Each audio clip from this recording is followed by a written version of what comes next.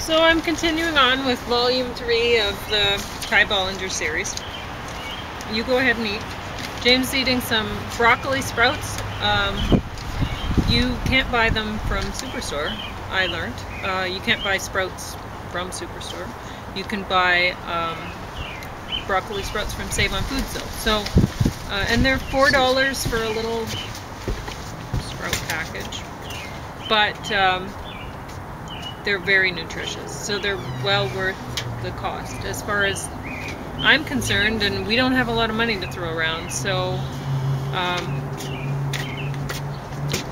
I spend on things like the herbs, like cilantro and broccoli sprouts, and what else I get? Ginger and lemons. That's pretty much what I buy.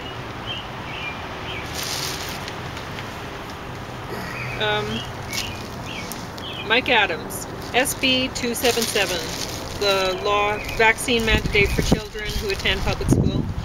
They keep talking about that in this. It's California now. Or then anyway, probably still now. It's mandated that if you're sending your kid to public school, they have to have a certain number of vaccinations. It's quite large. Oh, and we're having the greens protein powder with some almond milk.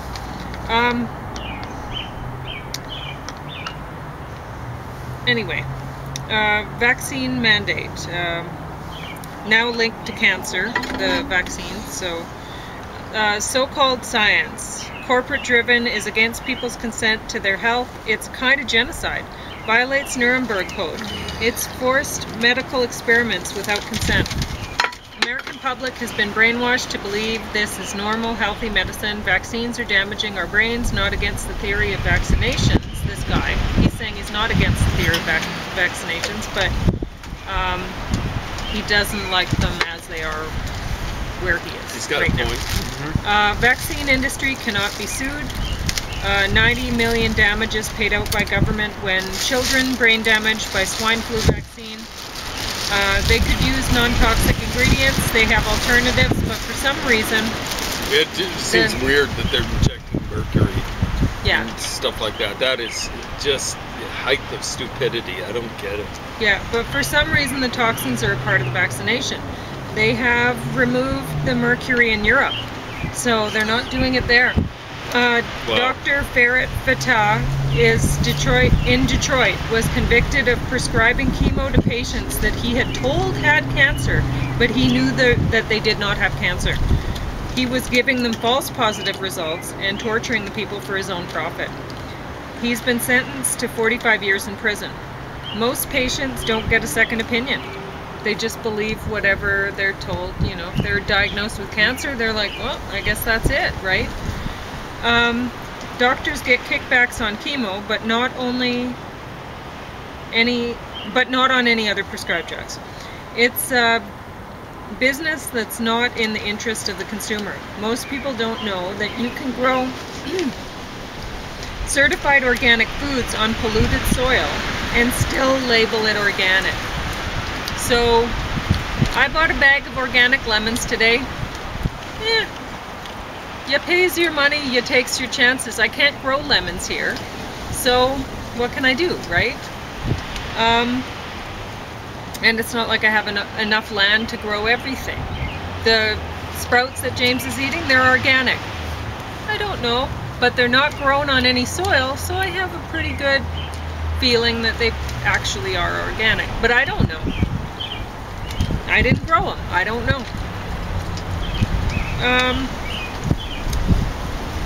Foods from China, Thailand, and other Asian countries tend to test very polluted. Nature's Path Food tested clean though. So that's a brand that I've eaten sometimes. Glyphosate is being used as a chemical desiccant, sprayed on prior to harvest to dry out wheat, alfalfa, and other crops. This reduces waiting time after cut and before harvest to decrease the chance of rain destroying the crop. So now glyphosate is found in wheat, even though wheat is not a GM crop. Toxic at low parts per billion concentration. Some scientists think low parts per trillion have negative hormonal effects on body. It's poisoning our soil, water, food. Food rising mini farm grow system. So, he makes these, I guess he makes these mini farm grow systems. But as I've shown you, you can just use a peat bale. There you go, that's a mini farm grow system. A peat bale. Just cut the top off. Plunk. Anyway, buy organic, ask about country of origin. US is a fairly clean environment for growing. We are dumping ground. Oh, we are the dumping ground, he was saying, for Asia's contaminated products. Europe won't accept it. So they won't accept the Asian products, and America's accepting it, and they're totally polluted, he's saying. Prevent cancer with a diverse diet. Real science is a process of discovery. He doesn't think that real science is occurring anymore. So much of Western medicine is about dissociation. Medicine grows. We can heal by listening to the sound of water from the stream and from eating the minerals in the soil and rocks. The doctor only has as much authority as you give him. Just, that's what he wanted people to remember. Dr. Bida Badakhshan, MD, Center for New Medicine. She's from Sweden, but her parents are Persian. She lived in many countries. She was a conventional doctor in New York. She moved to California. Patients taught her more about the alternative care they were interested in. Cancer doesn't occur overnight. They need to take time, patients need to take time to educate themselves and make informed decisions. Our immune system gets rid of abnormal cells. As long as you don't have viruses that are suppressing the immune system, Lyme disease also suppresses the immune system. Number of breast cancer patients have parasites. When they do the coffee enema, they actually see worms coming out. Parasites suppress immune system. Some doctors believe candida yeast is a factor. She thinks everything matters. Immune system suppressed and cannot fight off challenges to body. Metabolic disease has to do with mitochondrial dysfunction. Mitochondria produce ATP. Toxicity can affect it. If mitochondria aren't properly functioning, it can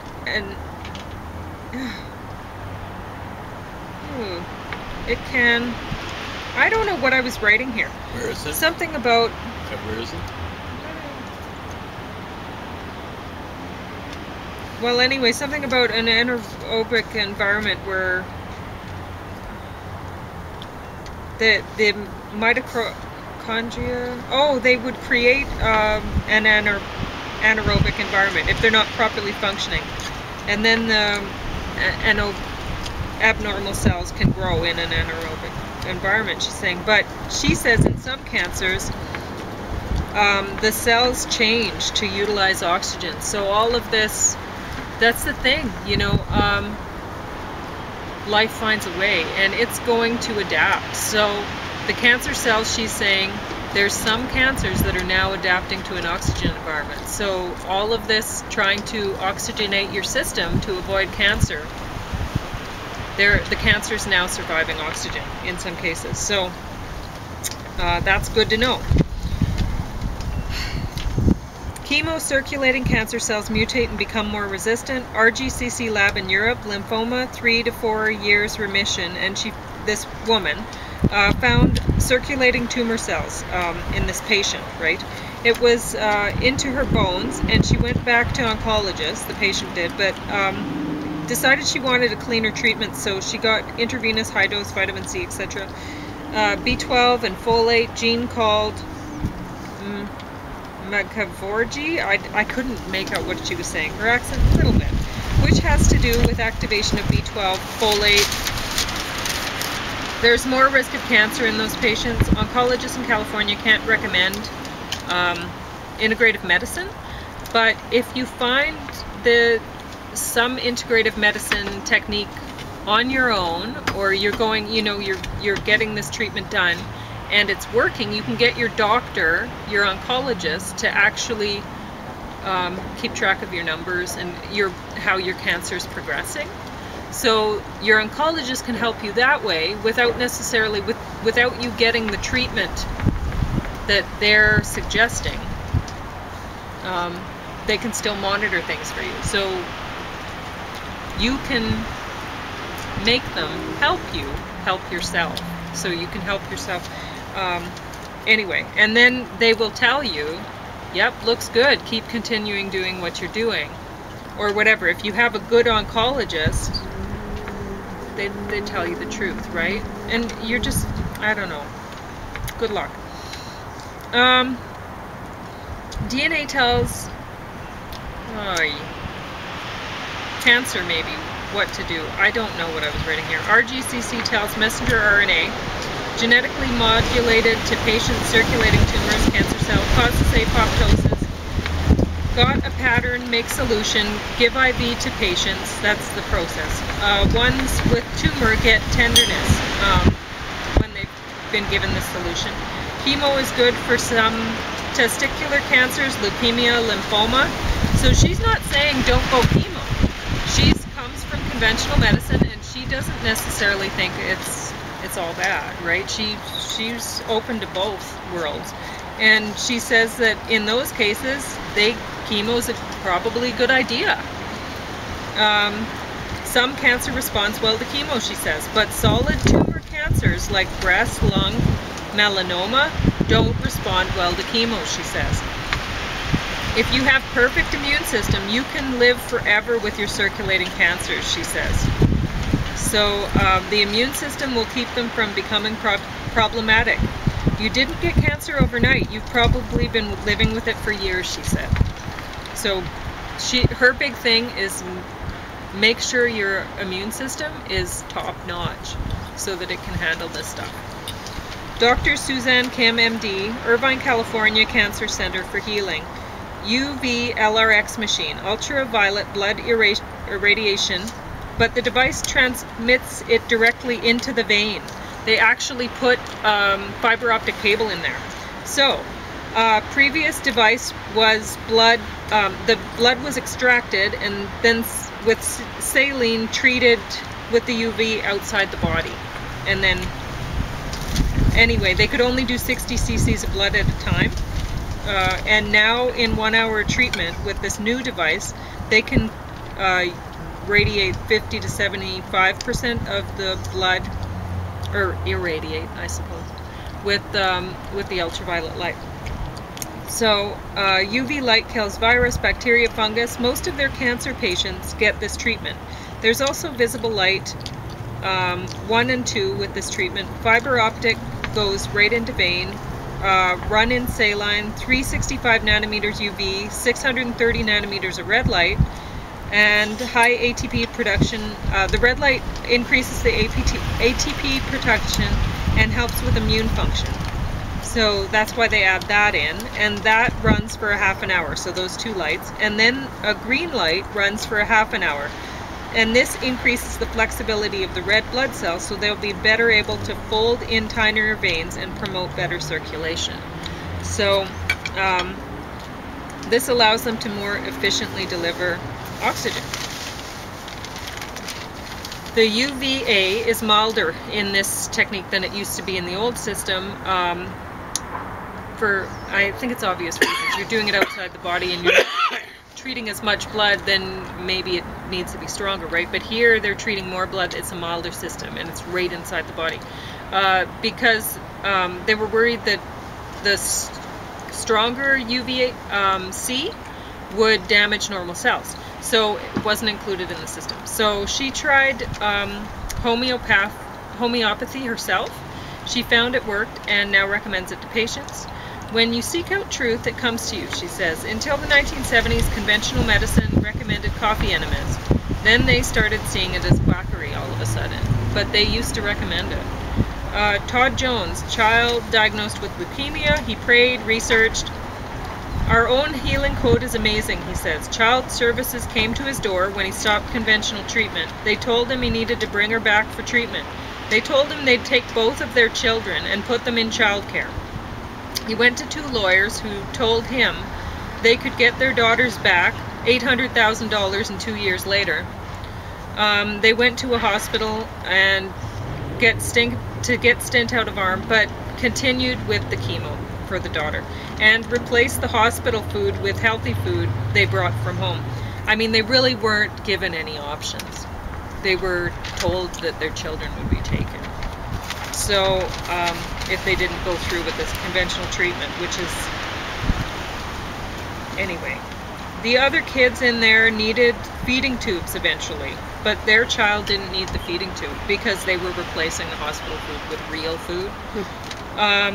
The pharmacy came up to inspect what they were feeding their child, which is interesting. The daughter's symptoms were minimal. They were feeding her the rainbow, the flavonoid phenol spectrum, but left out the Life One. The Life One must be a supplement. They were giving her that, but they did not tell the pharmacy they were giving her that. They did tell the pharmacy that they were giving her Living Fuel, which must be another supplement. They said, whatever you do when you're in the hospital, watch them for mistakes. And this one doesn't sound like a mistake to me. They said, like the guy said, it's confusion in there. And I can tell you, I was watching like a hawk when I was in with James for the first stem cell. I left him on his own to do the second one, so I don't know what they were doing to him, but he got C. difficile because I wasn't there. Oh, they're casual about it. So, anyway. I'm pretty sure I caught it from a doctor who, when she was a replacement doctor, and when she was making the rounds, she put her knee up right where I had my hands when I turned over on the one side. They weren't quite there, but she'd be doing it at all the beds. She would have done that at every one of the beds. And so she, whatever case of C. difficile. Yeah, you gotta watch them. They'll drop things. They'll drop things on the ground. They pick them right up and use them. They're wearing gloves. Yeah, they put the gloves they're on. Clean to they protect wash their themselves. hands. Yeah. Alcohol or whatever. Then they put the gloves on. They'll drop something on the floor. They'll pick it up. Yeah. And they'll use it. You know, like the deal is, it's usually those packages with the alcohol swabs in.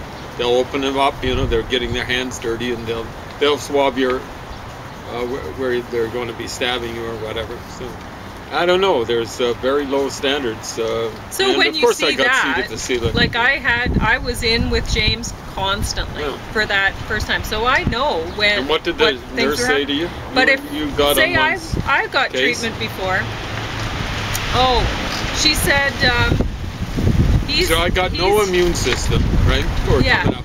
She said, he's here in the hospital. If he gets anything, we can fix it. We can protect him. And it's like I'm going through, when I left his room, I'd go to the public library and I'd alcohol my hands when I got back, and I'd alcohol everything that I brought in with me. And I was doing laundry constantly to make sure everything was clean, right? And I'd go to the public library and I thought, this is the dirtiest place, but I was going stir crazy, right? And so I'd leave when he was awake, and so he could watch him himself, I figured, while he was anyway. So I'd go for a couple hours just to get out, and then I'd see on the subway they'd have big posters and stuff talking about the superbugs and whatever, and I'm like, you know, they cannot treat everything. He's in there, and he's in this isolated ward for a reason, you know? Like, and they're just really casual. It was very impressive. Oh, yeah. They made sure before I went in there, when was it, a month before or several weeks before, they showed me or gave me a big grand tour around it. Yeah, and I'm not saying all the staff is there, but you got to watch. And this guy's story, so keep in mind, they've already threatened to take his child. They've had the pharmacist inspecting his food because his child is doing too well. And then he says there were antibiotics that were about to be given to her intravenously. And it wasn't in the chart, he says. Like, he's thinking it's an accident. I'm looking at this going, nope. Be assertive. Stand your ground, he says. Kids get massive fever with treatment. They went into emergency a couple times when the fever went too high. He prayed for God to give her 97.3 when she was at 103. Because, I mean, keep in mind, like, whenever the daughter has a high fever, they've already threatened to take the children, and they've been told if the fever gets too high, they have to take her into emergency, and they have to treat her right away. So, and the last time he'd taken her into emergency, she they gave her a catheter, and a 2-year-old getting a catheter must have been interesting, and she's already complaining with a fever, and the mother said, I don't want to go through that again, right? It must have been incredibly stressful for her to watch her little girl like that. And so he's praying, he's like, bring it down, you know, when we get to the hospital. And when they got there, the doctor took her temperature and it was 97.3. Dr. David Brownstein, MD, prefers natural therapy, wrote 12 books. 1 in 7 women gets breast cancer. 1 in 3 men get prostate cancer in the US. Mortality rate hasn't changed for most hard tumors. Not one cause: poor diet, lack of hydration, iodine or parts of it, toxicity. He doesn't answer the questions Ty asks. I noticed that. Ty'd ask something, he'd just go on his own, like he has this script that he decided he wanted to talk about and that's what he was going to talk about. So then it's interesting because he was directing the interview. The interviewee was directing the interview, and Ty just he's actually a really good interviewer that way. He goes along with he's able to go along with that, right? So he started just asking questions according to what the guy felt comfortable talking about. So anyway, he says use grains sparingly, use a lot more fat in diet because fat slowly releases into body. Organic eggs, meat, pesticides aren't metabolized well by body. Hormones in meat making girls go into puberty earlier, and breast size is getting bigger. Skinny on Fats is his latest book. Ty lives on 5 acres in Texas and has hens. Nuts are a great snack, much better than grain-based snack, he says. Phytates in nuts disabled by slow roasting nuts. Phytates prevent absorption of some minerals. Cancer, multi-trillion-dollar industry. What are med school students going to do if they're $200,000 in debt? PSA is a great test for prostate cancer, but age of mortality in prostate cancer hasn't changed much. 80% false positives with that test. PSA can elevate for many reasons. Inflammation, for example, that aren't even cancer. So most men with prostate cancer can outlive their cancer without doing anything. 88% of men over 80 will have prostate cancer when they die. Iodine, every cell needs it. He tested 6,000 patients, and over 96% were low in iodine. Others in country have found the same results he did. Endocrine gland, ovaries, pancreas, uterus, breast, prostate affected. Once cystic formation happens, first with the iodine deficiency, and then longer iodine deficiency, nodular and large. Longer iodine deficiency becomes hyperplastic tissue, and that's the precursor to cancer. Iodine has apoptotic properties, and it can put the brakes on. So he suggests taking iodine. I went to Shoppers today, Shoppers Drug Mart, to try to find some iodine, because I remember my grandma used to put it on me, and the French grandma. So anyway, not the Ukrainian grandma. She was very modern, I guess. She had pink toilet paper and fluffy, comfortable toilet seat covers and stuff like that. Her house was very comfortable and always smelled nice. Anyway, the French grandma put iodine on me when I was little. So anyway, I went to Shoppers. They don't carry it. And I asked, well, where can I get some? And so the pharmacist said, well, maybe check Nutters. So maybe Nutters. I haven't checked there yet. But I know that you can get the magnesium citrate, the kind that you take orally, at Nutters. So if you're wanting to take it that way, you can get that from Nutters. I have noticed that. Anyway, so I called my grandma, the French grandma, and asked her where she gets her iodine. She says she doesn't use it anymore. She uses hydrogen peroxide. So I guess she can't find it either. So I don't know. But try Nutters maybe.